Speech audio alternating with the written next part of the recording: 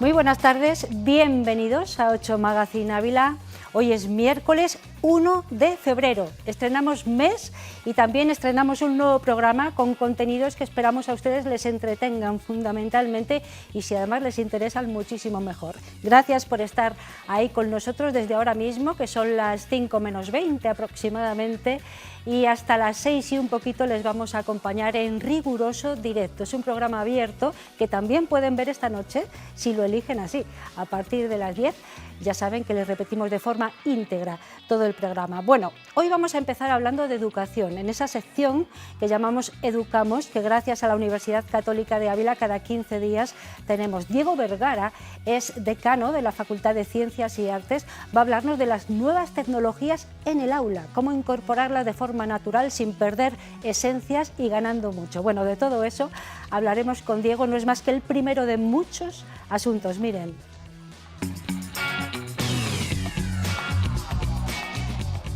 Además, hablaremos con Inmaculada Martín, profesora del Colegio Moreno Espinosa de Cebreros, y de su último libro con participación de sus alumnos, Cuando Sam encontró a Dad. Y habrá tiempo para conocer de fondo a la banda de cornetas y tambores El Amarrado, que cumple 25 años. Con su música finalizaremos nuestro programa de hoy.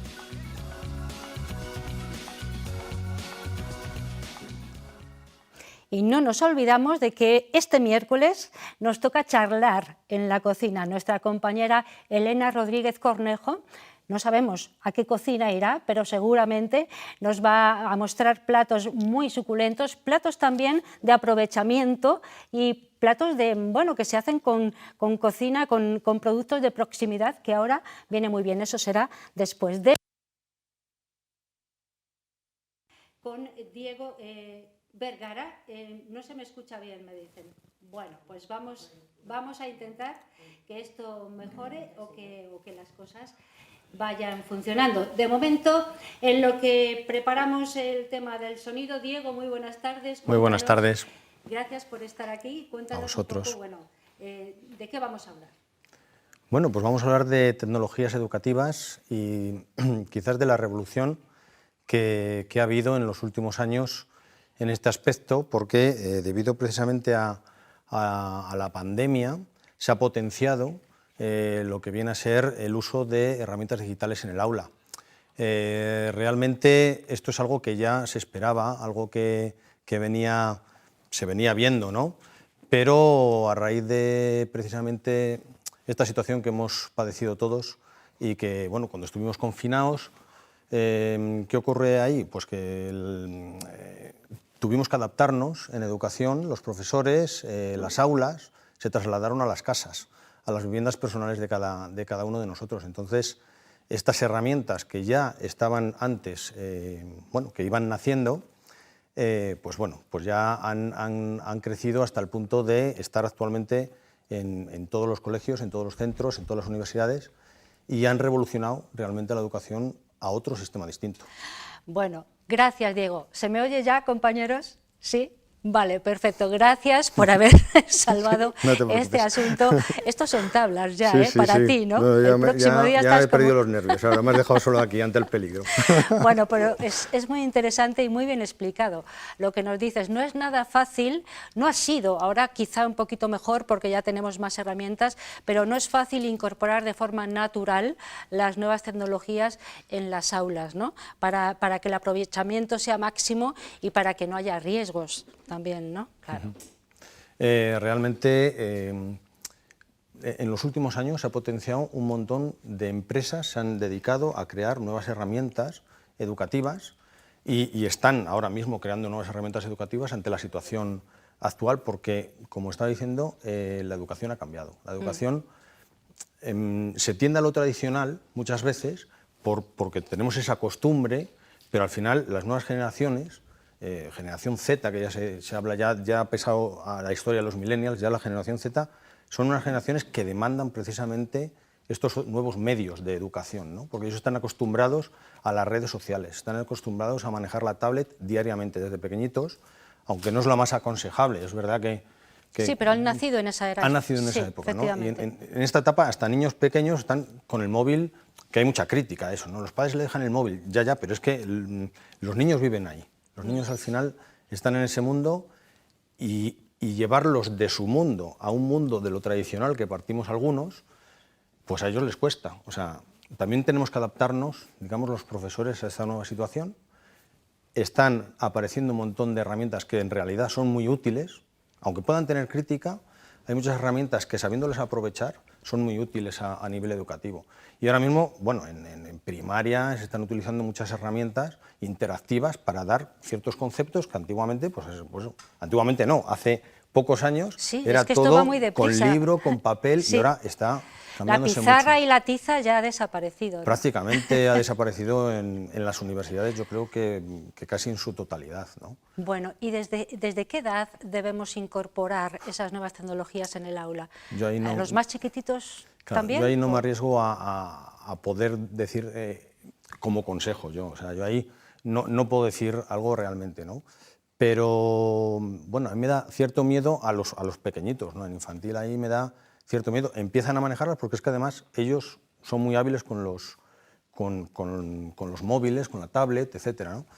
Pero ya introducir ahí todo eso a mí me da cierto miedo porque al final es como vincularlos demasiado a esas tecnologías. Sabemos que tienen unos efectos también negativos, porque, por ejemplo, el estar mucho delante de una pantalla, así a esa distancia, a lo mejor la vista también puede, y a esas edades puede tener una repercusión negativa, y aparte el sueño, o sea, está demostrado ya científicamente que afecta al sueño, ¿no? Entonces, a partir de cierta hora es mejor que no se usen estas tecnologías, el móvil, etcétera, etcétera, porque puede afectar a que no duermas igual de bien.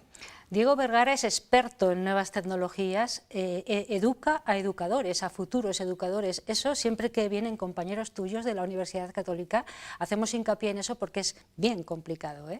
Educar a futuros educadores para que, bueno, las cosas vayan bien, claro. En realidad, complicado es educar en general, porque, claro, para educar tienes que conseguir motivar al otro. Entonces, en muchas ocasiones, lo que tú crees que puede motivar, o que dices, mira, esto me funcionó el año pasado, vas al siguiente año y no motiva a los siguientes.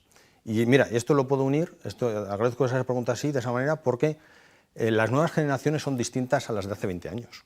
Si tú sigues con algo anclado al pasado, diciendo, no, lo mejor es mi método tradicional de toda la vida, y no introduces otros elementos, a lo mejor estás desconectado de las nuevas generaciones. Y el profesor se tiene que ir adaptando. Hay una palabra clave ahí, que es la competencia digital. Y es la formación que tiene que recibir precisamente el profesorado, va en esa línea, a la competencia digital, para ser capaces de poder transmitir a través de otros medios, de poder enganchar, de poder motivar al alumnado, porque como uno vaya con la pizarra tradicional, con borrador y tiza, llega un alumno y se queda diciendo, esto, ¿dónde me he metido? A lo mejor dice, aunque esté el profesor mejor del mundo y tal, no le va a llegar al Bueno, al vamos alumno. a poner ejemplos de la aplicación de esas nuevas tecnologías en el aula, que yo creo que es de la mejor manera que podemos entenderlo. La robótica, por ejemplo, la inteligencia artificial, todo eso que a los que ya tenemos cierta edad nos suena tan raro, ¿no? Y que quizá las nuevas generaciones ven como muy natural y algo que está a la orden del día. Vamos a poner ejemplos, Diego. Bueno, en realidad la robótica es algo que está ya de moda. Hay muchas clases extraescolares para niños aplicando ya robótica para que vean todo el mecanismo de cómo se puede generar. Al final es que el mundo tiende a eso, ¿no? Estamos viendo que se han perdido muchos trabajos en ese aspecto, ¿no?, manuales por robots. Al final se tiende a esa tecnología y es necesario introducirla desde pequeños, ¿no?, en el aula. Estoy pensando ahora mismo en el metaverso. El metaverso acaba de nacer hace nada y bueno, todavía es algo que se vende como algo fantasioso, ¿no?, pero está revolucionando también y tiene un potencial muy grande, ¿no? Y puede incluso generar algo que ha quedado como un poco en el olvido, que es la realidad virtual, realidad aumentada, se van a potenciar a la larga, seguramente por haber nacido también este metaverso. Y en el tema de realidad aumentada, que hace años se empezaron a aplicar herramientas en el móvil, que eran más que llamativas o que fueran educativas, eran sorprendentes, ¿no? Captaban la atención del alumno y después a lo mejor te daban lugar a poder contar otras cosas, ¿no? pero la realidad virtual sí que ha generado potencialmente el poder dar clases de carácter práctico, a lo mejor incluso de laboratorios. Yo, por ejemplo, en el grupo de investigación que llevo aquí en la Universidad Católica de Ávila, hemos generado bastante herramientas con realidad virtual para generar laboratorios virtuales dedicados a ciencia materiales. Y en ese aspecto, el alumno puede aprender cosas virtualmente sin tener que estar en un laboratorio. Tiene sus ventajas, tiene sus inconvenientes. De eso quería yo hablar, sí, sí. De unas y de otras. De unas y de otras, ¿quieres? Sí. Bueno, pues venga, analizamos. Por ejemplo, inconvenientes. ¿Crees que hay riesgo? Es una pregunta, sí. ¿Crees que hay riesgo de que se pierda la comunicación interpersonal por una incorporación, no sé si excesiva o metódica, de las nuevas tecnologías? Pues es que, por un lado te digo que sí y por otro lado te digo que no. O sea, que también depende un poco, depende, mira, hilando con lo anterior, con la competencia digital que tenga también el profesor y saber aprovechar al máximo potencial la herramienta que esté utilizando, ¿no? Por otro lado, también el alumno tiene que ser consciente de dónde está. Me refiero a lo siguiente, ¿no? Hay muchas clases que son sincrónicas y entonces el alumno puede estar conectado, pero ni siquiera encender la cámara, ¿no? Entonces, si yo estoy dando y el alumno quiere desconectar y deja la cámara en negro, ¿no?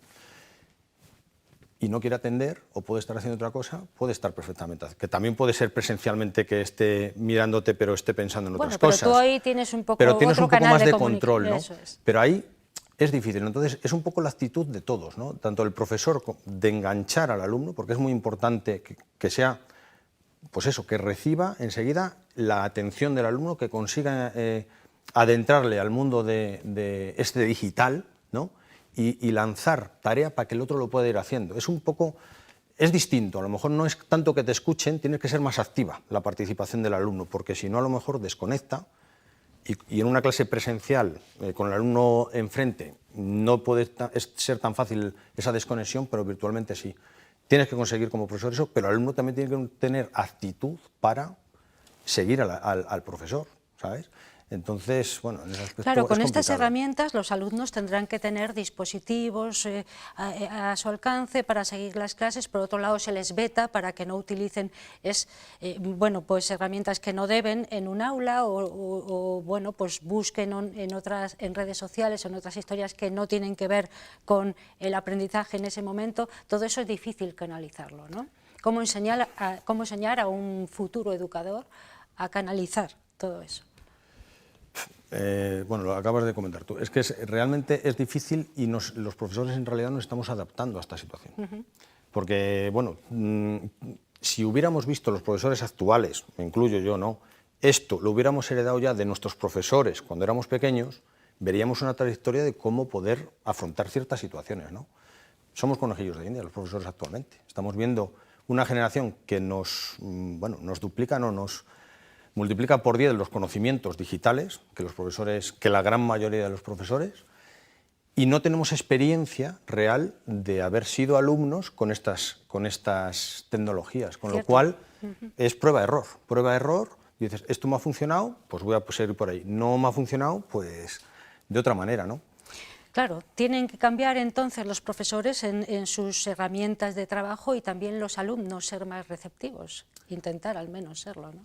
Claro. Te digo que es actitud de los dos, tanto el profesor recibir una formación, es importante que tengamos todos los profesores de todos los niveles educativos una formación intensa en todas las tecnologías educativas que están surgiendo. Y por otro lado, la actitud del alumno, claro, tiene que cambiar, pero muchas veces la actitud del alumno depende de la habilidad del profesor para hacérsela cambiar.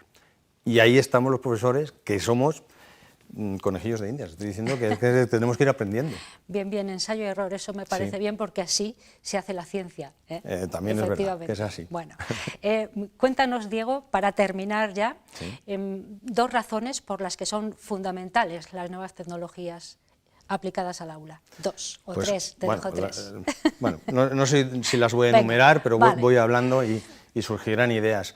Yo creo que principalmente es por la sociedad. Actualmente se está digitalizando todo a nivel, cualquier empresa ha metido muchos elementos de digitalización en todos los aspectos, ¿no? En el educativo también. Pero es que los alumnos, las nuevas generaciones que tenemos, son digitales. Los alumnos son digitales.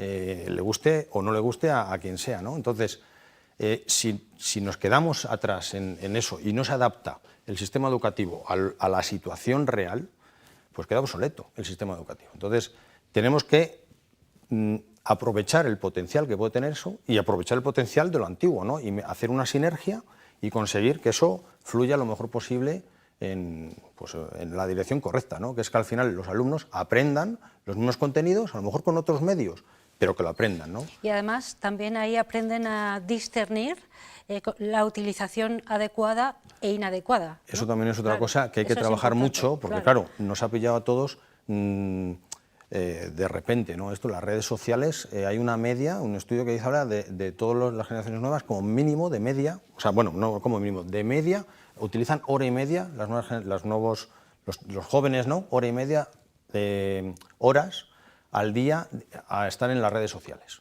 Aparte después de juegos, de videojuegos, de meterse en internet por otros tipos y tal.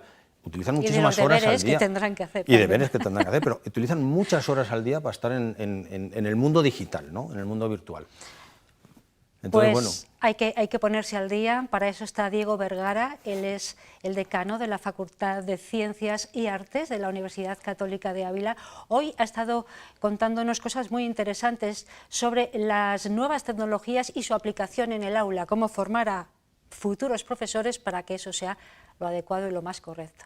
Muchísimas gracias, Diego, ha sido un placer tenerte aquí. Gracias también por el guiño primero, que nos ha salvado un poquito, sí, con el tema del sonido. Gracias por estar aquí y hasta cuando quieras. A vosotros, muchas gracias a vosotros. Muchas gracias.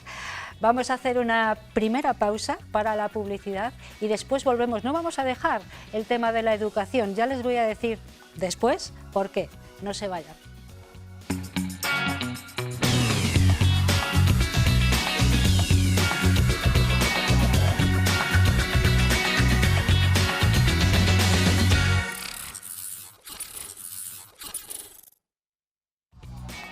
Ya estamos aquí de nuevo, son las 5 y muy poquito, y 2 minutos. Y tenemos un tiempo dedicado también a la educación, por eso les decía antes de los anuncios que no íbamos a dejar el tema, porque tenemos con nosotros a Inmaculada Martín. Ella es profesora del Colegio Moreno Espinosa de Cebreros y ha venido hasta aquí para hablarnos de su libro, ¿eh? Pero es un libro muy especial, además es un libro que ya lleva por delante otros pocos y que le hace especial el hecho de que alumnos suyos también participen en el libro. Es muy importante eso. Inmaculada, buenas tardes. Hola, buenas tardes, Ana. Un placer tenerte de nuevo aquí con nosotros. Gracias a vosotros por contar con esta iniciativa. Es una maravilla, es la verdad un placer, como te digo, y es una iniciativa muy valiosa que merece la pena que los espectadores conozcan. Ya nos hablaste en otra ocasión de otros libros de estas características, ¿no? Vamos a poner en antecedentes y luego hablamos de este. Vale, la verdad es que vinimos justo hace, creo que aproximadamente 3 años. Sí, por ahí.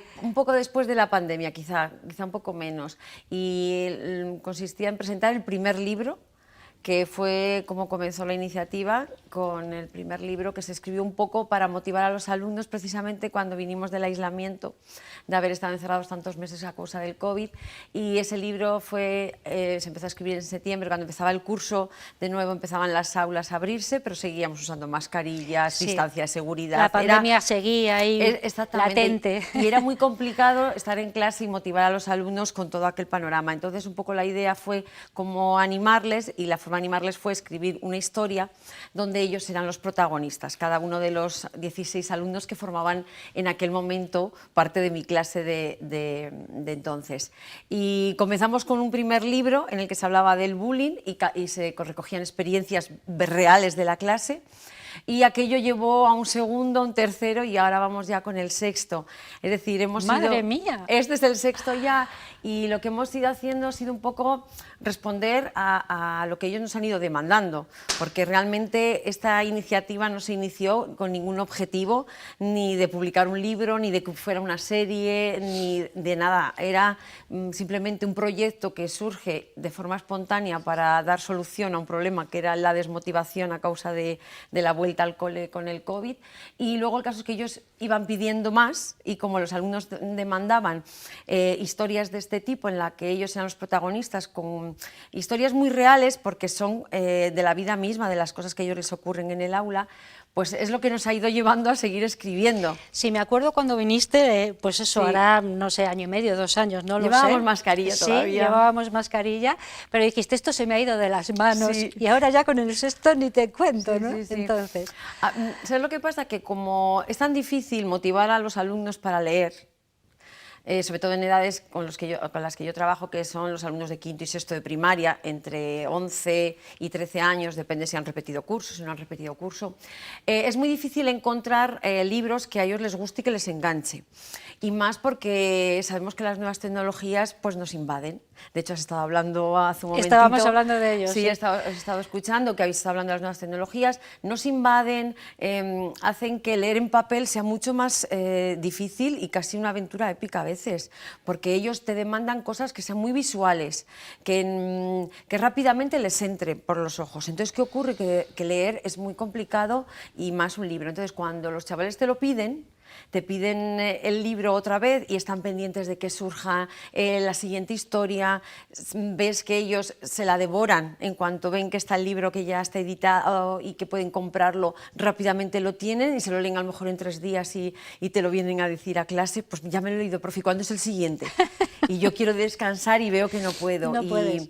Entonces a mí es lo que me lleva a escribirlo, el que ellos me lo demandan. vale, tenemos aquí cuando Sam encontró a Dad. Lo Sí. estamos viendo, esa portada, ahora mismo. Es un libro recomendado, pues eso, para A partir de chavales 11, sí. a partir de 11 años, porque además trata el tema del alcoholismo. Antes hablabas de que en anteriores libros se hablaba del bullying, de otros problemas que acechan a los chavales, pero en esta ocasión te has centrado en el alcoholismo, ¿no? Sí, mira, hemos ido recorriendo a lo largo de los 5 libros anteriores. Siempre me gusta buscar una temática que me permita luego en clase debatir con ellos cuando leemos estos libros, porque yo luego estos libros los leo en común con los alumnos, tanto los protagonistas reales de la historia como los que tengo ahora, que son nuevos alumnos. Entonces, a mí me gusta que porque lo leemos en voz alta y ellos tienen que escuchar a los compañeros que lo van leyendo y vamos preguntando sobre lo que va surgiendo en la historia y que nos permita crear un debate sobre un problema que es importante para ellos. Entonces, cada uno de los libros tiene una temática que en la escuela se debería abordar, al menos en esas edades. Empezamos con el acoso escolar, que es muy importante, y además lo hemos ido tocando de manera transversal en otros libros. Luego, en el segundo libro hablamos de la anorexia, hablamos también de la dislexia, hemos ido hablando del miedo a la muerte que tienen los chicos de estas edades, aunque nos parezca que no, ante el cáncer, por ejemplo, infantil, que surge en muchas familias, o incluso en los abuelos, o en algunos casos que hemos tenido en los propios padres y madres. Hemos hablado también de la violencia de género. El tema lo tocamos en el cuarto libro porque, aunque nos parezca mentira, los chavales tan pequeños a veces ven eso en casa y los profesores no nos damos cuenta, lo están sufriendo en silencio. Entonces, con estas historias, lo que te permite es, cuando salen estos temas, es que ellos puedan decir, uy, eso pasa en mi casa. Voy a hablar de ello. Yo he descubierto muchas cosas a raíz de estas historias que no las hubiera sabido si no las hubiéramos desvelado a través de una ciencia. A ver, son historias de ciencia ficción, como digo yo, Sí. pero que tienen una parte de realidad, realidad, donde implicas a los personajes con historias también que les toca. Y luego ya el quinto, que hablamos de un tipo de síndrome, como es el síndrome de Tourette o el Asperger o autismo, que se suele hablar, y también hablamos de otras cuestiones, como puede ser la homosexualidad o la orientación sexual de nuestros chavales, porque a partir de estos cursos ya empiezan a preguntar, empiezan a tener dudas. Y el último, pensé en algún tema que pudiera ser interesante también para ellos, porque en cuanto dejan el colegio, empiezan el instituto, es muy habitual que ya muchos chicos participen en botellones, que beban, que empiecen a querer tener curiosidad por fumar, por beber. Y Claro, la aceptación del grupo, que es que eso pesa es. mucho sobre ellos. Entonces, claro, como con el libro te permite exponer esa situación y poder debatir sobre ella. Aparte de que hay una historia que a ellos les engancha también. Bueno, ahora hablamos un poco más pormenorizadamente del libro, nos lo está contando Inmaculada Martín. Ella es profesora en el Colegio Moreno Espinosa de Cebreros, también es periodista, ha ejercido esta profesión durante muchos años y conoce mucho las herramientas y cómo llegar al interlocutor al que tienes enfrente, ¿no? En este caso a los chavales, claro. Sí.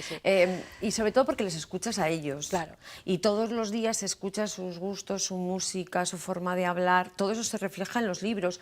Por eso a ellos les gusta, porque realmente cuando cogen recoge en el libro, el lenguaje que se utiliza es el que ellos utilizan todos los días.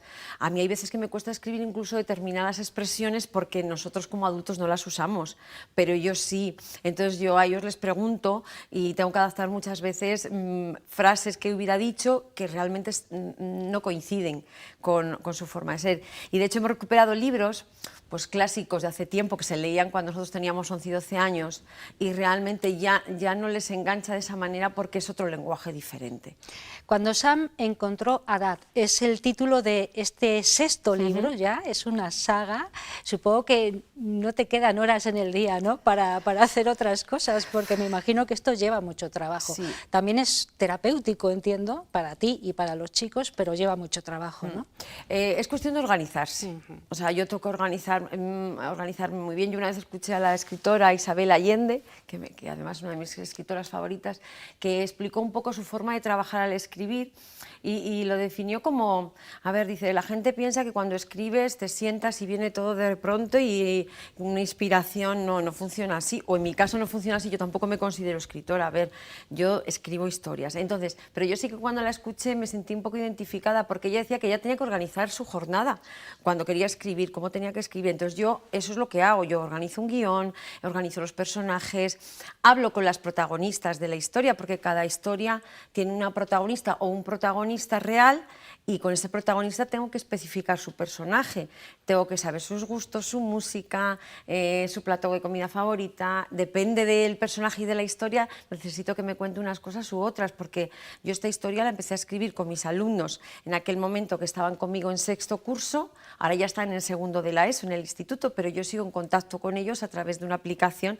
que para eso las nuevas tecnologías están fenomenal, y me mantengo en contacto con ellos, y cosas que que voy incorporando son de experiencias que tienen dentro de la clase del instituto que sale en el libro y que me las han contado, entonces yo la incluyo en la historia, o sea que todo eso lo tengo que ir organizando. Yo tengo mi cuaderno y ellos me dicen, profe, ¿por qué no pones esto? Y yo me voy apuntando todo lo que me van diciendo, las sugerencias, y luego todo eso lo vamos incluyendo. Los libros realmente son pequeños fragmentos de sus vidas. Sí, sí, y son algo vivo además, porque bueno, van ahí creciendo a medida que van creciendo también los chavales. ¿Qué dicen tus nuevos alumnos, los de sexto ahora? Bueno, ¿cómo ven el libro este? Esos están motivadísimos también, sí. Han seguido el proyecto desde el curso pasado que están conmigo.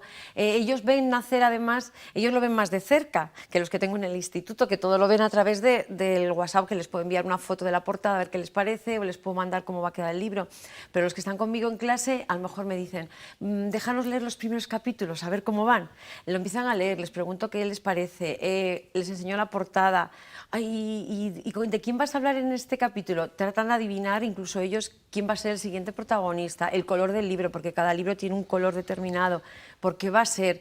E incluso, como ellos me han pedido y me han reiterado que por qué no escribía uno con ellos, y claro, yo estoy con la saga y les he dicho, es que no lo sé si eso va a ocurrir, pero de todas maneras hay que experiencias que he tenido con ellos que ya las hemos incluido. Que ya las tienes ahí, ¿no? Y ya las hemos incluido algunas en este libro, ah. sí, porque de hecho en una alumna el otro día estaba leyéndolo y me dice, acabo de ver que una de las cosas que has escrito es que nos pasó a nosotros. Digo, para que veáis que también estáis ahí. Entonces lo viven con una emoción y luego ellos mismos me ayudan a corregirlo porque, claro, esto no hay ninguna editorial detrás, entonces es un trabajo... Te iba a preguntar eso. Muy en solitario. ¿Cómo se publican estos libros? Es autopublicación en Amazon. Se pueden comprar en Amazon y es en Amazon donde se pueden adquirir y donde se autopublican. Entonces, ¿qué ocurre? Que no hay ninguna persona que te lo supervisa. Entonces, ellos acaban siendo un poco porque yo digo que los niños leen más despacio que nosotros, claro. Cuando ya eres adulto tienes una velocidad lectora y ellos son los que enseguida ven un error. Ay, profe, en la página 145, y digo, ay, pues hacemos una foto, lo sacamos, lo corregimos. Es decir, que ellos son partícipes de esta experiencia de forma muy directa. Y eso a mí me llena de satisfacción, porque no es fácil que uno que escribe un libro pueda tener un feedback tan directo como este. Sí, sí, y tan intenso, ¿eh? Porque además los chavales sí. son muy impulsivos. Sí, porque y si les gusta bien y si no también si te no, lo también, dicen. Claro, claro. Sí. Inmaculada, ¿y este libro puede salir del aula del Moreno Espinosa? está saliendo, Sí, quiero sí. decir, este y todos los anteriores. demás. ¿Y de Sí. qué manera? ¿Cómo puede ser una herramienta para otras aulas de otros centros? Pues mira, desde el primer día que empezamos la iniciativa de manera espontánea, como digo, ha habido gente que se ha interesado por ello. Muchos compañeros, maestros de otros puntos de España que yo ni siquiera conozco. O sea, yo no he hablado con algunos nunca, ni he tenido contacto, pero sé que a lo mejor ha habido alguna madre que sí que me ha escrito y me ha dicho, mira, en el cole de mi hija están leyendo tus libros y me gustaría... Ahora, por ejemplo, en Navidad, una madre de Mallorca se puso en contacto conmigo para que le firmara el 6.º libro a su hija, que ya se había leído los otros 5 y que era una fan y que, Madre por mía. favor... Entonces yo le dije, yo encantada de la vida y le digo, por ejemplo, en Argentina también este curso están leyendo el primero en una escuela, una profesora, Virginia, se llama la maestra, que es encantadora, y además las nuevas tecnologías aquí nos ayudan porque nos permite que de vez en cuando ella me envíe vídeos de su clase con preguntas sobre la historia y yo les mando vídeos en los que yo les respondo sobre esas preguntas o curiosidades que tienen sus alumnos. Es decir, esto ha traspasado más que el aula y nuestro propio país, y además de una manera sin medios y de lo más sencillo Desde luego, y humilde sí, claro, posible. yo te iba a preguntar además, cuando empezaste este proyecto, con tu primer libro, ¿tú creías que esto iba a llegar a donde está llegando? No, nuestro objetivo simplemente era, cuando empezamos con el primer libro, que alguien nos lo pudiera publicar en una imprenta para que cada alumno tuviera el suyo de recuerdo y ahí se iba a quedar todo. Pero conseguimos la opción de Amazon, que llega a todas partes. Entonces, como lo puedes autopublicar con ellos, cualquier persona de cualquier país lo puede comprar. De hecho, en Alemania lo han comprado y en Francia también algún ejemplar.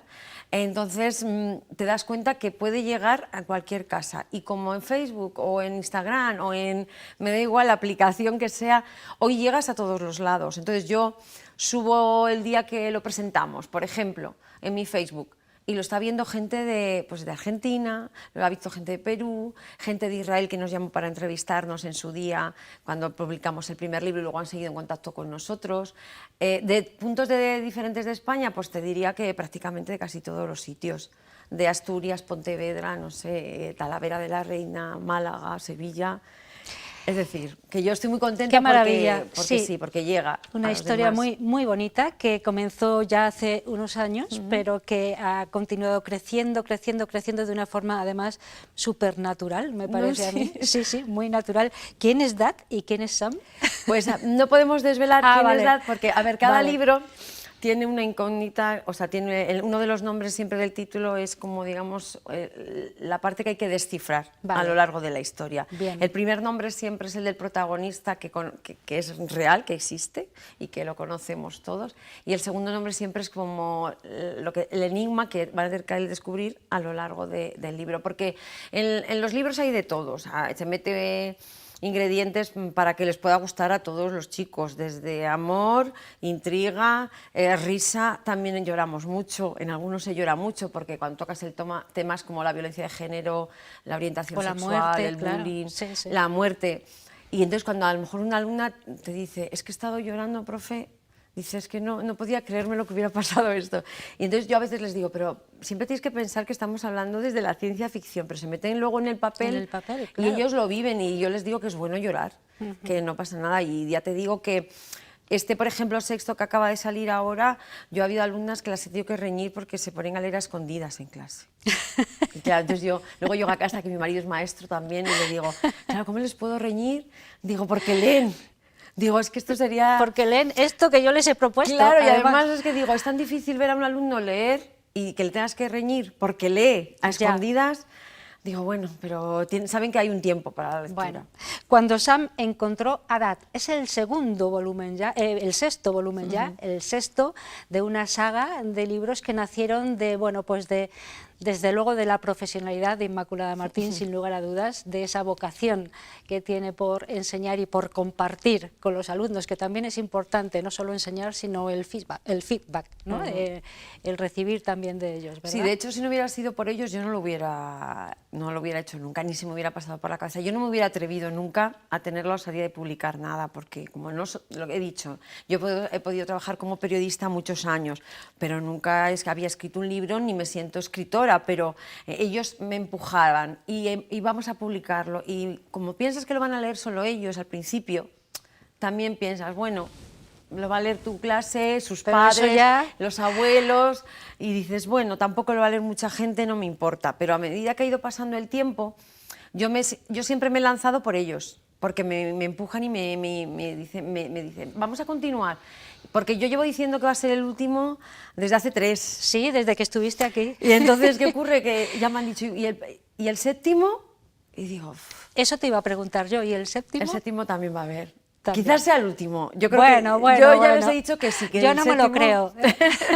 Yo les he dicho que el séptimo va a ser el último. Luego ya veremos, pero Bueno. el séptimo ya está en marcha también. De hecho, la protagonista, he hablado con ella hace un par de días, que claro, hablamos en secreto porque nadie sabe quién va a ser, quitando algunos de mi clase, que como son tan fan, hay que decírselo con antelación. Y habla con esa persona y me dice, ¿cuándo vas a adelantar los primeros capítulos? Le digo, bueno, pues muy pronto. O sea, que sí que va a continuar. Por ahora hay Inmaculada, continuación. estamos terminando ya, Vale. pero yo no quiero que te vayas sin que nos leas nada, una cosita muy, muy breve, un pequeño fragmento de este 6º volumen, ¿te parece bien? Bien, sí, no hemos seleccionado ninguna parte en concreta, pero lo que bueno. te parezca oportuno, así nos hacemos una idea. Cuando Sam encontró a Dad, es el 6º libro que nace de Inmaculada Martín y de sus alumnos, y es un libro que pueden encontrar en Amazon, ¿verdad? En Amazon, sí, y en Perfectamente. Ávila, en la librería Entre Líneas, Sí. en la calle Duque de Alba, por Vale. ejemplo, ahí sí que si necesitan ejemplares se pueden encargar, ella se pondría en contacto conmigo y yo se los facilitaría. Vale, en este caso se refiere al consumo de alcohol, el libro, y dice así. Bien, voy a comenzar para que lo sepan por la presentación de la protagonista. Vale. Porque hay muchos adolescentes, yo creo que se sienten identificados con lo que le ocurre. Dice, Vale. soy Sandra, una más de la mejor clase del planeta, aquella que Ismael dirigió durante más de 2 años en primaria. Ahora seguimos en el instituto a punto de comenzar el último trimestre del primer curso y parece que el caos ha llegado a nuestras vidas.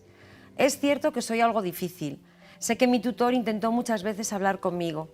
Me pidió que me abriera a los demás, que no me guardara esas neuras sobre mi relación con el mundo, ese que siempre me parecía oscuro y que no estaba hecho para mí. Me encanta estar en mi cuarto sola, con mis viejos mangas, esos que antes me gustaban. Ahora solo me sirven para dibujar infinidad de rostros y de viñetas que luego tiro a la papelera que está junto a mi escritorio. Como casi todos los adolescentes, me he pasado a la comodidad de ver series en plataformas conocidas en las que siempre se ven las mismas historias, una tras otra. Sin embargo, mis libros y los dibujos terminan por convertirse en mi refugio. Y ahí lo dejamos. Aquí lo dejamos, sí. Muchísimas gracias, Inmaculada. Inmaculada Martín es la autora de Cuando Sam encontró a Dad. Lo pueden encontrar aquí en la librería Entre Líneas y también en la plataforma Amazon. Y es una experiencia preciosa que ha trascendido las aulas del Moreno Espinosa y está en todo el mundo gracias al tesón y a la profesionalidad de Inma.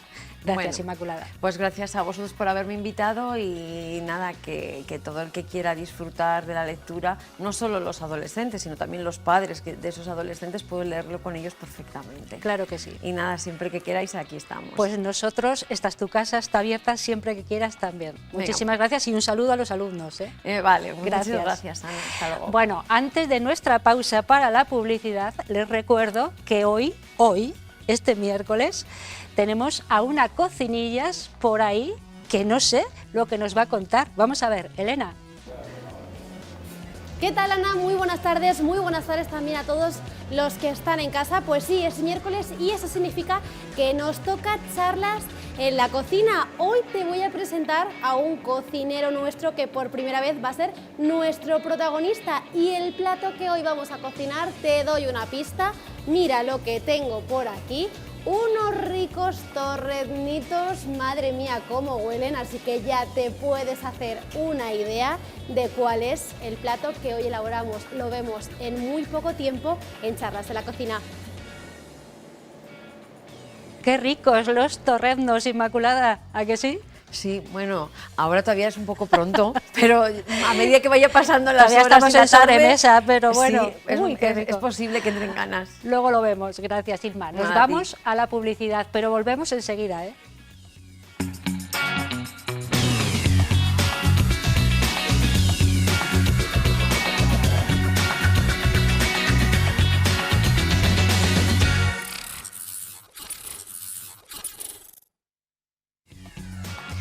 Son las 5:30 de la tarde. Si nos ven en directo, si nos ven a la noche, será otra hora, como siempre les decimos. Estamos en 8 Magazine Ávila, en el primer día del mes de febrero, y a lo mejor es buen momento ya para empezar a pensar qué queremos cenar esta noche, o si somos cocinillas, qué queremos preparar para tener mañana para comer. Por eso hoy tenemos nuestro espacio dedicado a charlar en la cocina, charlas en la cocina. Nuestra compañera Elena Rodríguez Cornejo se ha ido a algún sitio, todavía no sabemos a dónde, vamos a ver si la tenemos por ahí.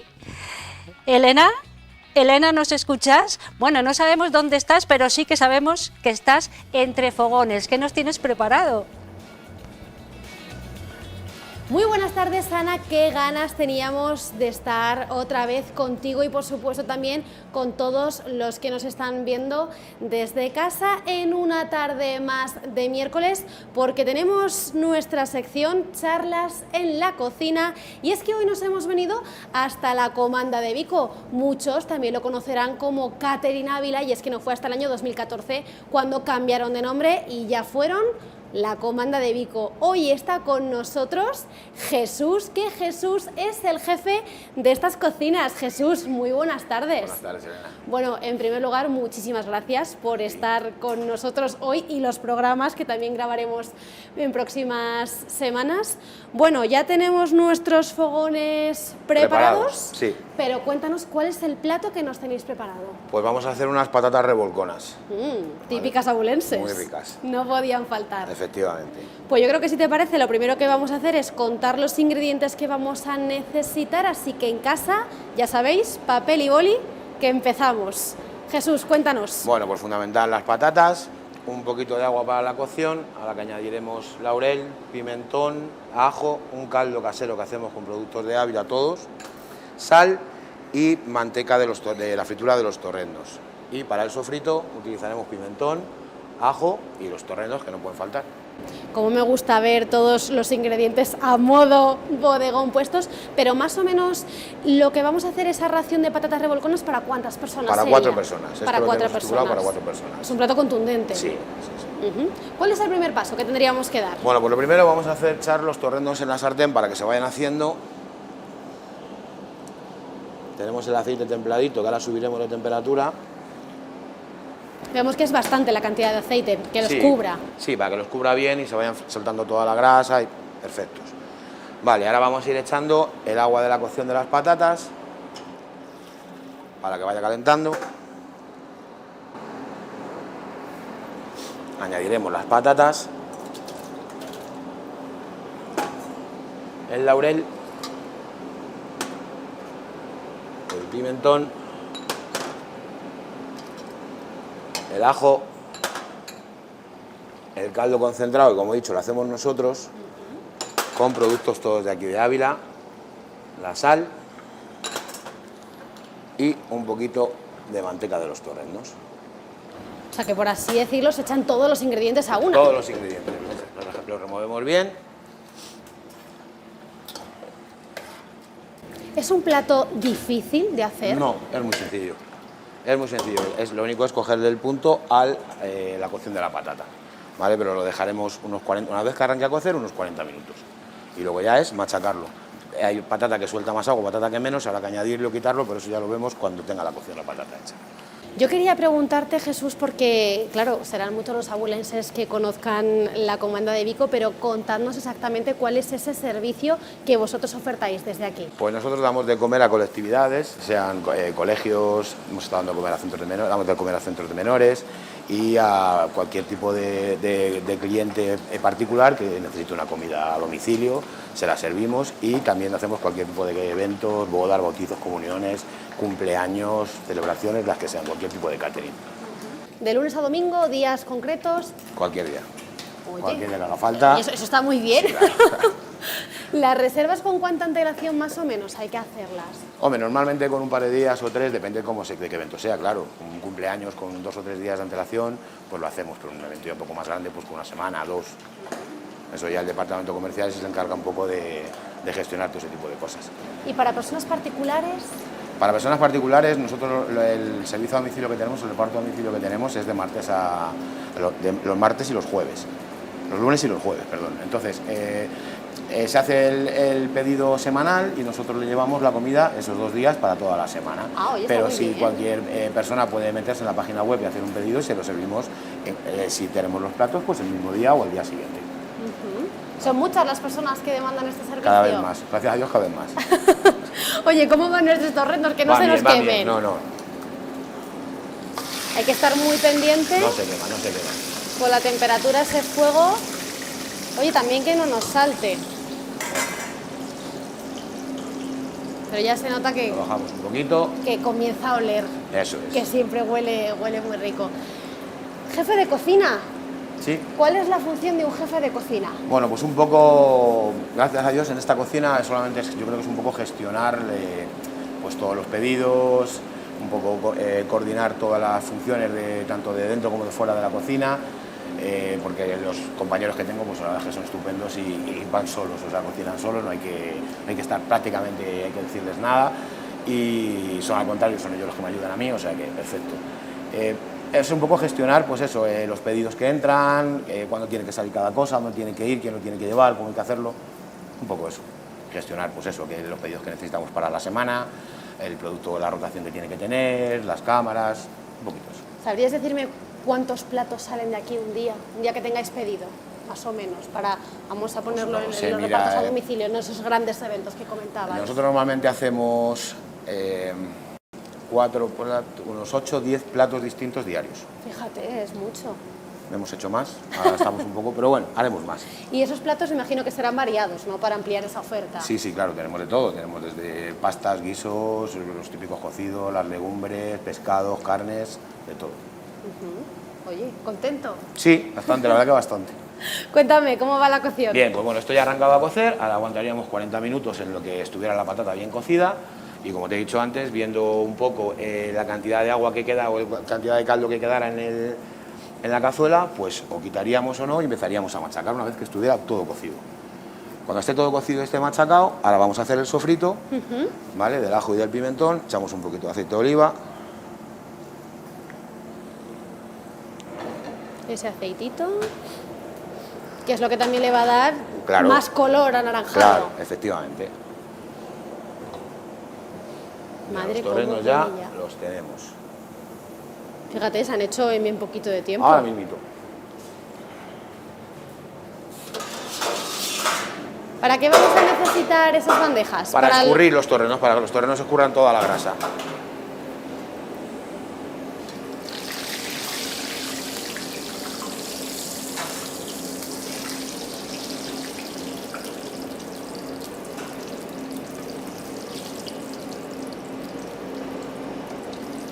Perfecto. Y esto ya Y estaría luego ya listo. también sería un poquito a ojo el decir, ya están bastante escurridos. Eso, claro, no lleva tiempo. No, los dejas un poquito, que escurran, al final el torreno no deja de tener su grasa, entonces... Efectivamente. Me contabas que pasábamos al sofrito. Al sofrito, efectivamente, echamos el ajo.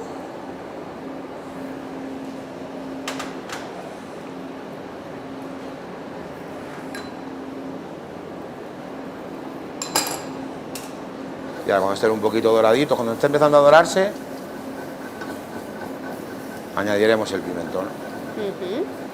Siempre cuidado con esas altas temperaturas, porque es que veo la llama y siempre me da pánico pasa que os nada. queméis. Sí. Fíjate ya cómo empieza a hacer Claro. ese chof-chof, las Ya patatas, huele, ya huele. ya huele.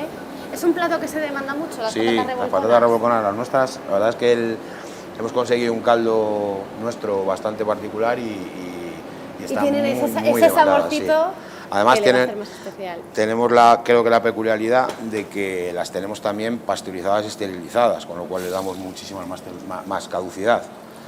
Y eso, o sea, es un plato que demanda muchísimo. Es decir, que no tiene por qué la persona comérselo ese día o No, al día no. siguiente. Nosotros un plato normal le damos 21 días de caducidad, solo con temperaturas y presiones. Fíjate. Entonces, luego con la esterilización le damos, creo que son 4 o 5 meses, 6 meses, y con la pasteurización 3 meses. ¿Vale? Entonces, depende del plato como vaya, si pasteurizado o esterilizado, pues tiene una caducidad u otra. Pero normal, 21 días. Fíjate, esos avances en la cocina, ¿quién se le iba a decir? Sí. A nuestras abuelas, cuando se pasaban horas y horas de la cocina, que oye, que luego un plato te podía aguantar hasta 21 Ya ves, días. que antes te duraba 3-4 días y lo tenías que tirar. Pues Lo ahora que no. son todos los... Bueno, los pues esto ya avances. estaría. En cuanto esté cocida la patata, la machacaríamos, añadiríamos el sofrito este, lo moveríamos para darle color y estaría el plato. Pero como nosotros no tenemos esos 40 minutos para que se terminen de hacer nuestras patatas, yo sé, Jesús, que tú ya has estado en estas cocinas antes y que nos lo tienes ya muy bien preparadito. Efectivamente, tenemos aquí un plato terminado de las patatas que vamos a pasar a emplatar. ¿Dirías que el emplatado es lo más de las cosas más difíciles en cocina? Sí, yo creo que para mí sí, porque además nosotros no emplatamos con normalidad, nosotros embarquetamos y luego embarquetamos y cerramos a semivacío, entonces esto lo hacemos muy poco.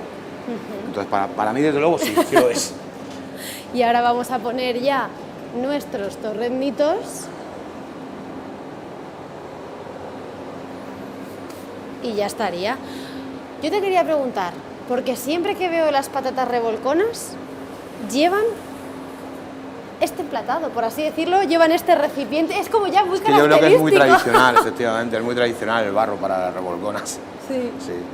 Cuando lo probemos, ¿qué es lo que nos vamos a encontrar? ¿Qué sabores van a aparecer en nuestra boca? Pues un sabor a carne y a pimentón.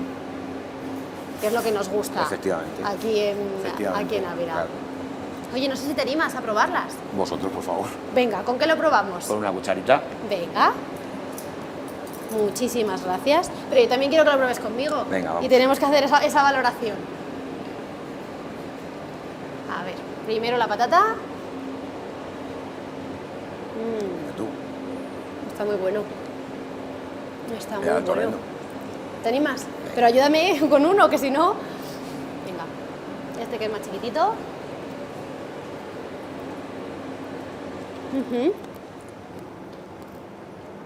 Crujientito. Yo creo que está perfectamente hecho y te diría que me ha sorprendido el tiempo que se ha estado haciendo. ¿Más o menos cuánto ha sido? El plato, El torrendo. El torrendo, 5 o 10 minutos. Conseguimos que no quede muy durito, que quede crujientito, pero que a su vez por dentro esa carne Eso es. esté muy tierna. Te voy a pedir ahora, ¿con qué tendríamos que acompañar este plato a nivel de bebida? Pero Yo eso creo- ya es a tu gusto. A mi gusto con cerveza, pero entiendo que con un vino tinto. Con un vino tinto, con una cervecita. ¿Y cuándo es el momento óptimo para tomar este plato? ¿Todo el año, más en invierno? A mí es que me gustan todo el año, pero en invierno se piden bastante más, claro. Apetece más con el frío. Sí. Y también muy característico como tapa, Sí, aquí en Ávila. Sí, aquí en Ávila sí. Ujú. Pues Ana, has visto, bueno, ya te voy a decir que casi de emplatado queda poco porque nos lo hemos comido, pero vamos a hacer ese pequeño repaso con Jesús. Jesús, estas patatas revolconas hemos necesitado bastantes ingredientes, muchos de ellos de Ávila, pero si nos puedes repetir el proceso rápidamente, ¿qué es lo que hemos hecho? Ponemos el agua a calentar, echamos todos los ingredientes que van en el agua, que son el laurel, el ajo, el pimentón, la sal, y luego las patatas. Cuando arranque a cocer, 40 minutos. Y el caldo casero que hacemos nosotros. Cuando arranque a cocer, unos 40 minutos, mientras vamos friendo los torrendos y luego en el sofrito, aceite de oliva, ajo y pimentón. Fácil. Ya está, no tiene Y más. luego ya una vez están las patatas, Machacarlas. machacamos. ¿Cuál es el truco para machacarlas perfectamente? ¿La fuerza? ¿Un buen No, machacador? no tiene que estar batida, tiene que estar machacada. Entonces un buen machacador, pues ir machacándola hasta que no quede restos de patata muy grandes, blancas. Porque es donde vamos a notar la diferencia entre Claro. unas patatas revolconas muy líquidas Eso es. a unas más densas. Eso es. Un poco la tradición es que sean más densitas más que líquidas. Yo creo que esta textura es la perfecta. Sí. Más densa a lo mejor se te hace como muy pesado y más líquido pues parece una sopa. Sí. O sea, el juego es ese para que no se hagan Eso pesadas es, unas patatas efectivamente, a la revolconas. hora de comerlas. Pues Ana, yo creo que ya hemos desvelado ese truco, que la magia, la técnica y el misterio está en el machacado de la patata. Nosotros hoy hemos conocido la comanda de Vico, por supuesto también a Jesús. Jesús, muchísimas gracias por acompañarnos en esta tarde. Y ya sabes que ha sido muy fácil, que en casa lo han podido seguir los pasos que hemos dado y esos ingredientes, así que ahora para cenar ya saben, o si no mañana van al mercado y compran los ingredientes y nosotros nos vemos un miércoles más aquí en Charlas de la Cocina. Muchas gracias, Elena, desde luego, para abrir boca en esta tarde y pensando ya en la noche o en la comida de mañana. Esas patatas revolconas, el secreto está en machacar, como nos decía Elena y Ángel, que era el cocinero que ha estado hoy con nosotros. Bueno, vamos a hacer, Jesús, el cocinero de la Comanda de Vico. Vamos a hacer una pausa para la publicidad y enfilamos nuestra recta final, que será musical, y además estamos de aniversario.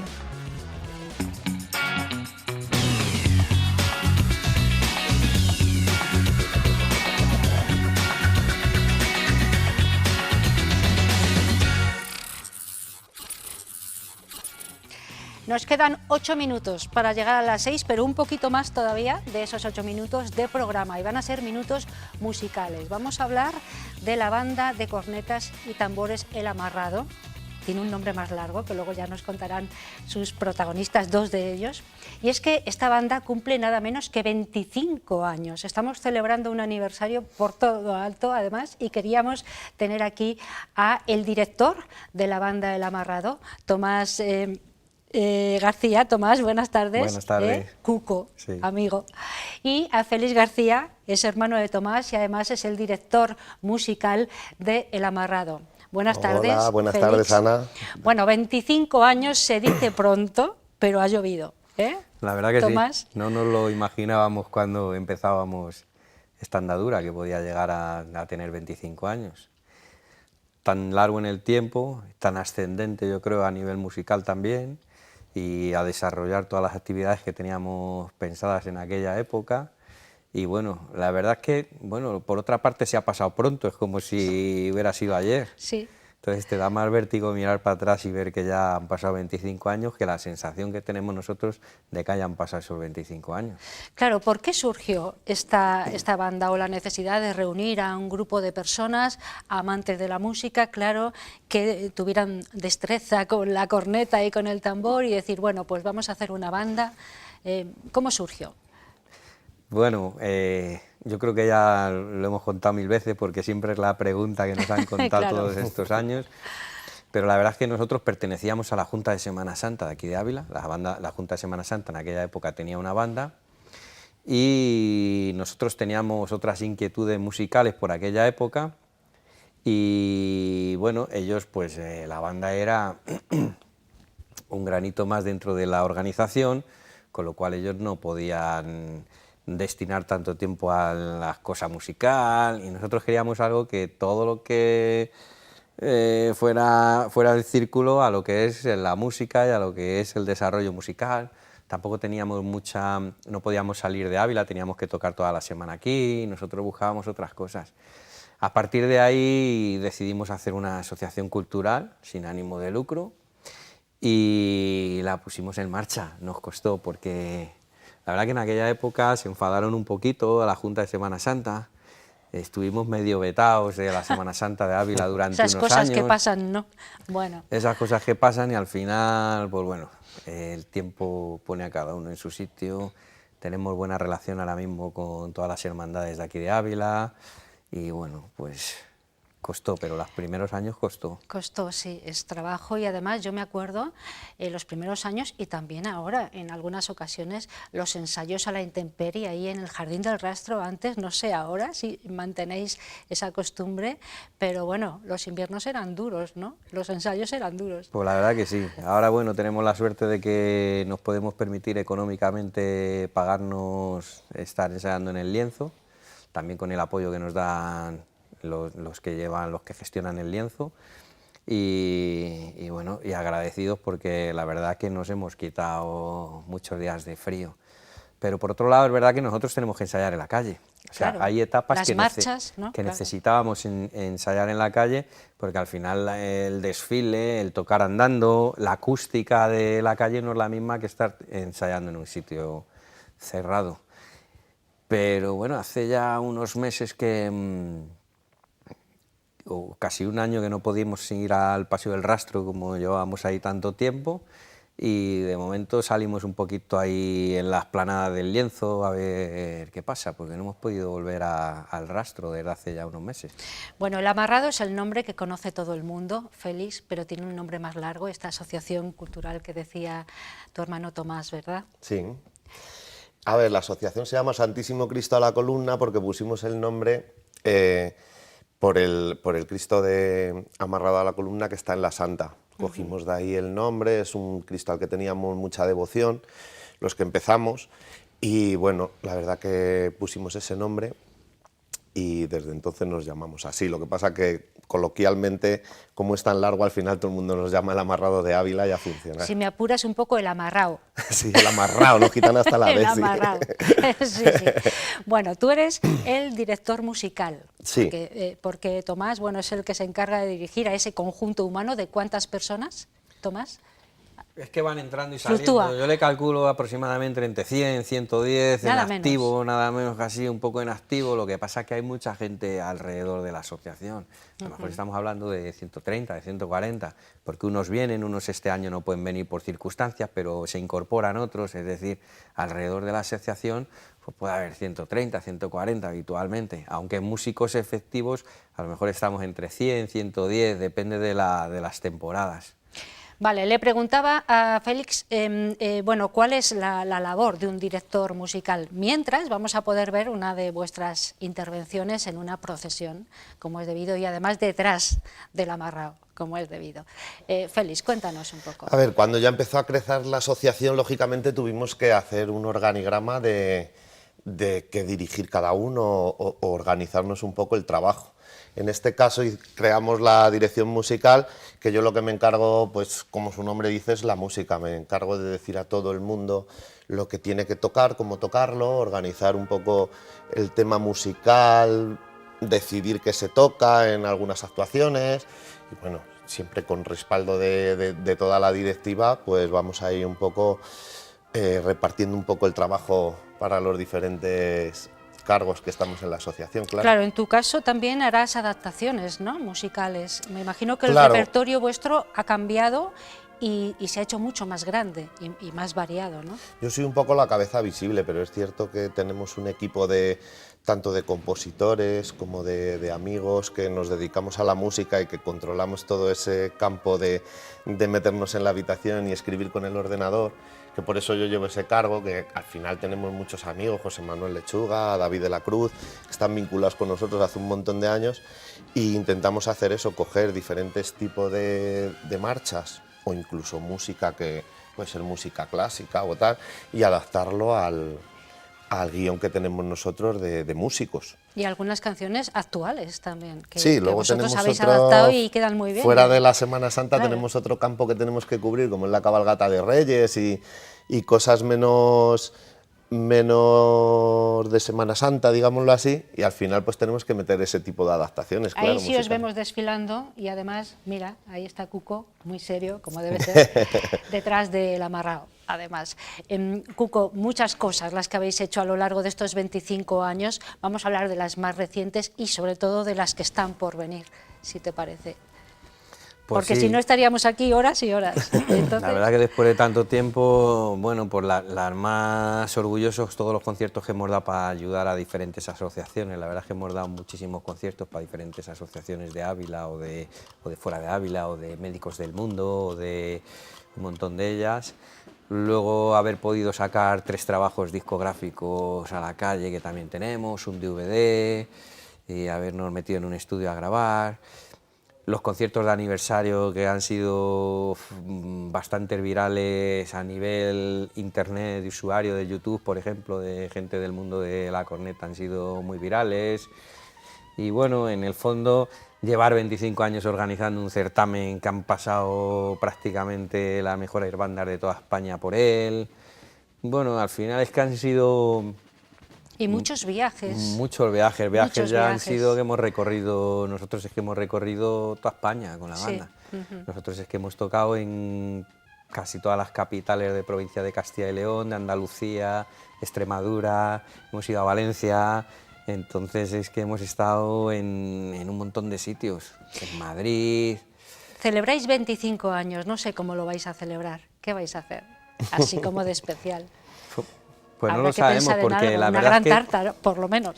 la verdad es que estábamos este año, como el año pasado terminó el COVID y estábamos un poco precipitados, teníamos que ajustar el repertorio todavía de Semana Santa, que teníamos mucho trabajo por delante. Estamos un poco estacionados. Creo que lo vamos a enfocar, en vez de durante estos años hemos hecho un concierto de aniversario como para abrir los actos, y yo creo que este año a lo mejor el concierto le vamos a dejar como para cerrar los actos del 25 aniversario. A lo mejor ya de cara al año que viene en Cuaresma lo preparemos, o igual lo hacemos en septiembre o en octubre, algo así, pero ya más para cerrar los actos que para inaugurarlos. Vale, estaremos pendientes, ¿eh? Félix, aquí tenemos una magnífica corneta sobre la mesa, pueden ver todos nuestros espectadores, es preciosa a la vista, pero tiene sus dificultades, ¿no? Háblanos un poco de la corneta. A ver, la corneta es un instrumento bastante artesano. De hecho, no está considerado instrumento en la familia de los instrumentos. Es algo que salió, yo creo, de los instrumentos de caza y militares, y gracias al músico andaluz o sevillano, yo creo en este caso, la han ido metiendo un poquito en el mundo de lo que es la música y la han ido considerando un instrumento musical, pero de hecho está que la corneta no le puedes estudiar en el conservatorio de música ni en ningún lado. Realmente es un instrumento que antiguamente tenía dos curvas y se utilizaba para eso que te digo yo de la caza o dar órdenes en lo que es las bandas militares, y ahora le han puesto la misma bomba que llevaría la trompeta en el primer pistón. Entonces estamos hablando de que es una especie de trompeta limitada que solo tendría un pistón, ¿vale? Lo que pasa Pero que le permite más registros, ¿no? No, ¿No? o sea, le permite más registros que si no la tuviera. Eso es. Pero realmente tiene mucha dificultad porque estamos trabajando todo con el labio prácticamente. Lo único que conseguimos con esto es cambiarle medio tono a la nota. Todo lo demás lo tenemos que hacer con el labio. ¿Podemos hacer una prueba? ¿Te atreves, Félix? Vamos a intentarlo. Este es un instrumento que hay que calentar bastante, entonces no sé cómo va a salir. Bueno, vamos a ver cómo suena esta corneta, desde luego potente, si tiene que Fuerza sonar. tiene, fuerza tiene. Vamos a ver cómo suena.